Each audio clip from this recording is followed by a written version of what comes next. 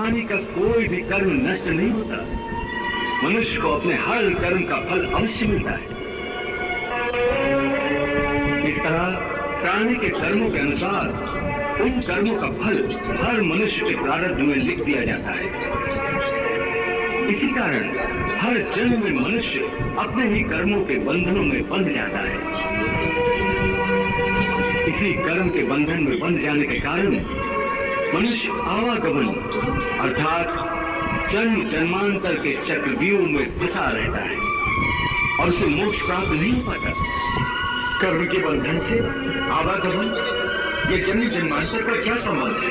मनुष्य अपने एक जन्म में जो कर्म करता है उन कर्मों के फल के रूप में पाप और पुण्य दोनों ही होते हैं। कभी पाप अधिक होते हैं तो कभी पुण्य। दोनों का दुख सुख भोगते हुए मनुष्य अपने नए जीवन में जो कर्म करता है उनका हिसाब पाप पुण्य के खाते में नए सिरे से लिख दिया जाता है।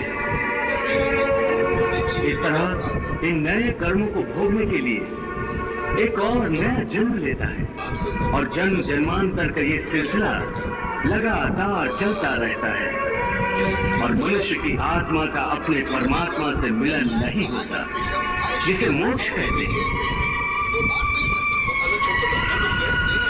हे कृष्ण, इसका अर्थ तो ये हुआ कि मोक्ष प्राप्त करने के लिए मनुष्य को पाप और पुण्य से बचने के लिए कोई कर्म ही नहीं करना चाहिए। सारे कर्मों का त्याग करके सन्यासी बन जाना चाहिए। कोई भी मनुष्य कर्मण्य नहीं हो सकता।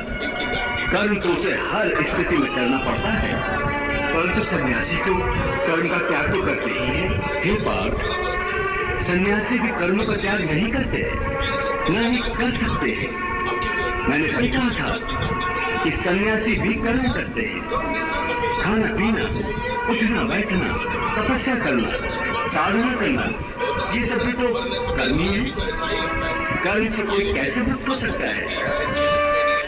हे केशव, जब कर्म से मनुष्य मुक्त नहीं हो सकता तो कर्म कैसे करे कि उसे पाप और पुण्य से मुक्ति मिले?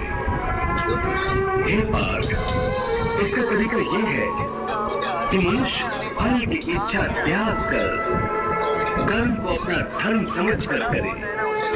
फल उसे अवश्य मिलेगा, परंतु इस फल का वो विधान की इच्छा समझकर स्वीकार करे। ज्ञानी पुरुष इसी योग को अपनाकर कर्म योगी बन जाते हैं। यदि मौन रहना शस्त्र है, कोई कुछ नहीं कर सकता, तो उसका सही समय पर उपयोग करना भी